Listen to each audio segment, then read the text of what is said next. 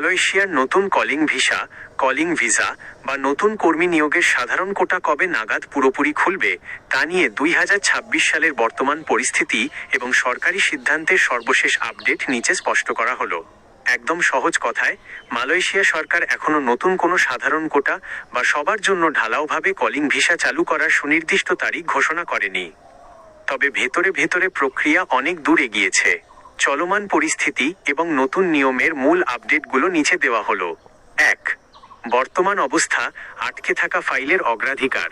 2024 সালের মে মাস থেকে মালয়েশিয়া সরকার নতুন কর্মী নিয়োগের কোটা সাময়িক স্থগিত রেখেছে। বর্তমানে 2026 সালে মালয়েশিয়া ইমিগ্রেশন ও মানব সম্পদ মন্ত্রণালয় প্রধানত দুইটি কাজ করছে। আটকে থাকা 30,000 কর্মী, যাদের আবেদন আগে জমা ছিল কিন্তু ইমিগ্রেশনের জটিলতায় আটকে গিয়েছিল, শুধু তাদের বিশেষ ক্লিয়ারেন্স স্পেশাল ভিডিআর দিয়ে মালয়েশিয়ায় আনার প্রক্রিয়া ধাপে ধাপে সম্পন্ন করা হচ্ছে। নতুন ডিজিটাল সিস্টেম চালু। মালয়েশিয়া ইমিগ্রেশন তাদের সম্পূর্ণ সিস্টেমকে জালিয়াতিমুক্ত করতে নতুন অনলাইন ও ইভিসা পোর্টাল আপডেট করছে। যেমন 2026 সালের 1 জুলাই থেকে ভিডিআর ভিসা উইথ রেফারেন্স ক্যাটাগরির জন্য অটোমেটেড ফটো ভ্যালিডেশন ফিচার বাধ্যতামূলক করা হয়েছে। 2. নতুন সাধারণ কলিং ভিসা কবে খুলতে পারে? বাংলাদেশ এবং মালয়েশিয়ার প্রবাসী কল্যাণ মন্ত্রণালয়ের যৌথ ওয়ার্কিং কমিটির একাধিক বৈঠক হয়েছে। মালয়েশিয়ার অভ্যন্তরীণ শ্রমবাজারের চাহিদা পুরোপুরি মূল্যায়নের পর 2026 সালের শেষের দিকে বা 2027 সালের শুরুতে নতুন করে কর্মী নেওয়ার জন্য সাধারণ কোটা বা নতুন ডিমান্ড লেটার অনুমোদন দেওয়ার সম্ভাবনা রয়েছে। তবে এবার পুরোপুরি সিন্ডিকেট মুক্ত এবং ডিজিটাল পদ্ধতিতে সরাসরি কোম্পানির মাধ্যমে লোক নেওয়ার নতুন ফ্রেমওয়ার্ক তৈরি করা হচ্ছে। 2026 সালের নতুন 3টি কঠোর নিয়ম আসার আগে যা জানা আবশ্যক।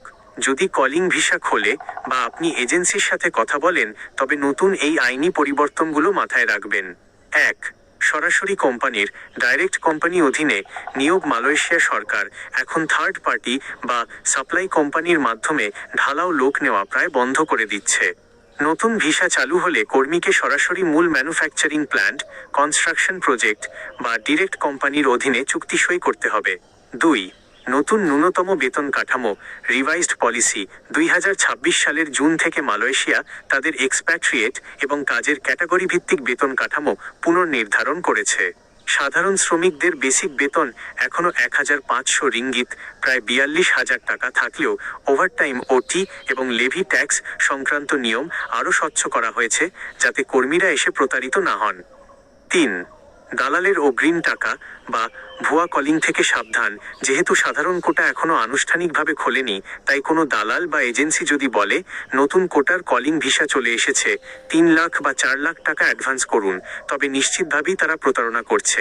সরকারের পক্ষ থেকে বিএমইটি বা প্রবাসী কল্যাণ মন্ত্রণালয়ের অফিসিয়াল নোটিশ না আসা পর্যন্ত কাউকে অগ্রিম টাকা দেবেন না।